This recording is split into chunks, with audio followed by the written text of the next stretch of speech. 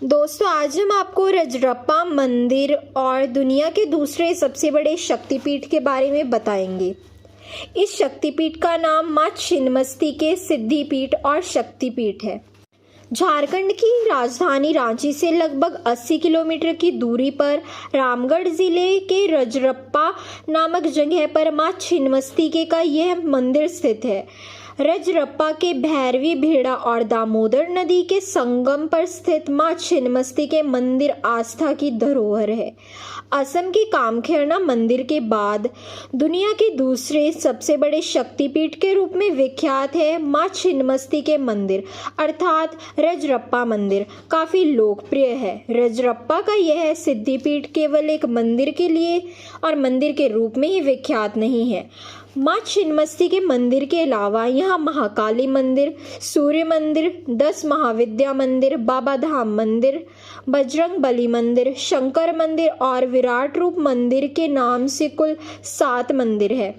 पश्चिम दिशा से दामोदर और दक्षिण दिशा से कलकल करती भैरवी नदी का दामोदर में मिलना मंदिर की खूबसूरती में 4 चांद लगाता है। दामोदर और भैरवी के संगम स्थल के समीप ही मां छिन्नमस्ती के का मंदिर स्थित है। मंदिर की उत्तरी दीवार के साथ रखे एक विशाल शिलाखंड पर दक्षिण की ओर मुख किए माता छिन्नमस्ती के का दिव्य रूप अंकित है। मंदिर के निर्माण काल के बारे में पुरातात्विक विशेषज्ञों में मतभेद है। किसी के अनुसार मंदिर का निर्माण 6000 वर्ष पहले हुआ था, तो कोई इसे महाभारत युग का मानता है।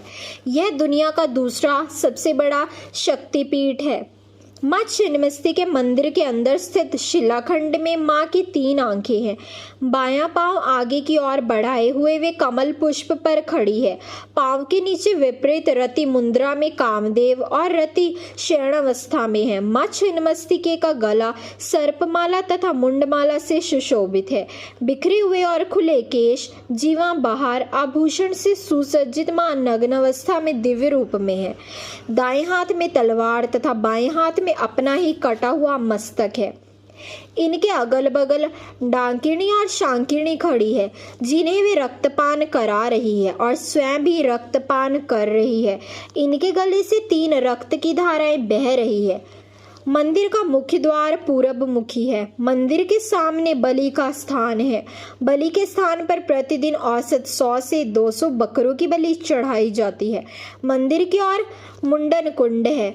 इसके दक्षिण में एक सुंदर निकेतन है, जिसके पूर्व में भैरवी नदी के तट पर खुले आसमान के नीचे एक बरामदा है। इसके पश्चिम भाग में भंडार गृह है।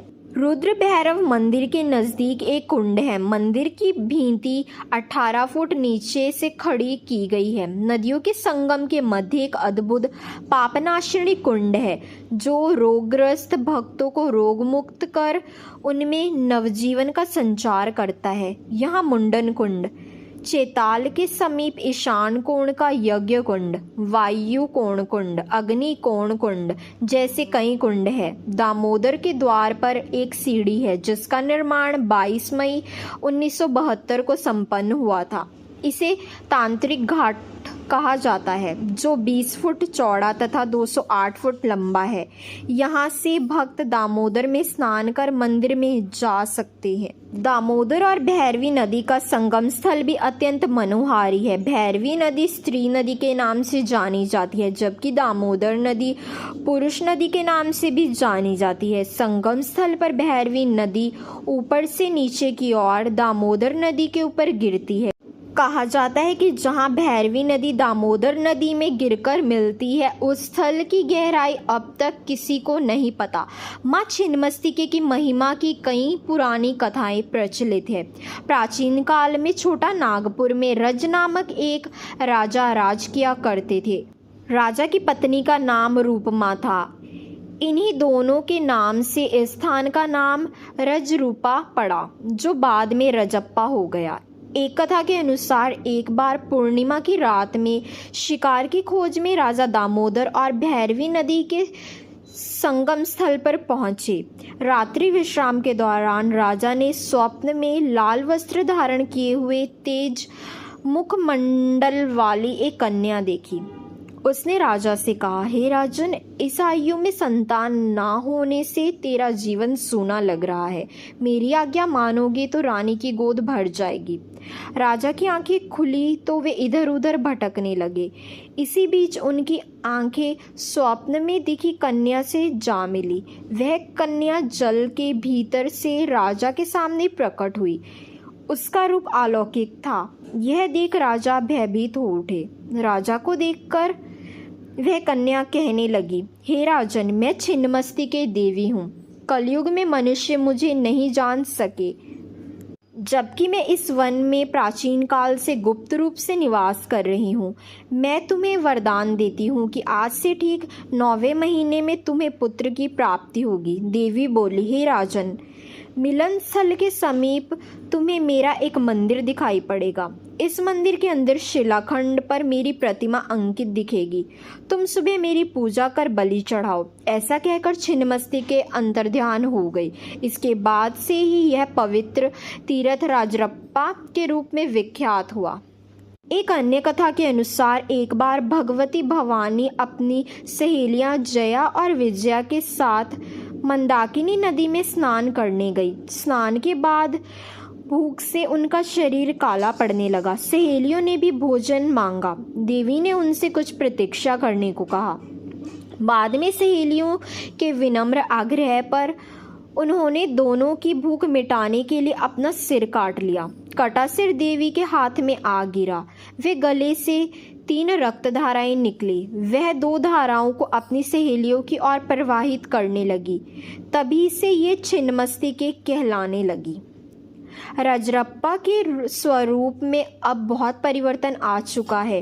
तीर्थ स्थल के अलावा यह पर्यटन स्थल के रूप में भी विकसित हो चुका है। आदिवासियों के लिए यह त्रिवेणी है। मकर संक्रांति के मौके पर लाखों श्रद्धालु आदिवासी और भक्तजन यहाँ स्नान व चौडाल प्रवाहित करने तथा चरण स्पर्श करने के लिए आते हैं। अब यह पर्यटन स्थल का मुख्य केंद्र है। माता छिन्नमस्तिका देवी कालिका चंडालिका स्वरूप है, जो बुराई पर अच्छाई का प्रतीक है। देवी बुराई का सर्वनाश करने के लिए विशेष तौर पर जानी जाती है। कहते हैं कि इनकी कृपा से काले जादू का बुरा प्रभाव, हर प्रकार के भय खत्म हो जाते हैं। छिन्नमस्तिका देवी की पूजा खास तौर से शत्रुओं पर जीत प्राप्त करने के लिए की जाती है। माँ का रूप उग्र है, इसलिए तंत्र मंत्र की क्रियाओं में भी इनकी पूजा करने की परंपरा है। इन्हें बलि चढ़ाकर और तंत्र साधना के जरिए भक्त अपनी मनोकामना पूरी करते हैं। तो दोस्तों, यही थे राजरप्पा मंदिर तथा माँ छिन्नमस्ती के शक्तिपीठ से जुड़े कुछ रोचक तथ्य। दोस्तों, अगर आपको ये वीडियो पसंद आई हो तो please like the video and subscribe the channel. जय माँ छिन्नमस्ती के। धन्यवाद।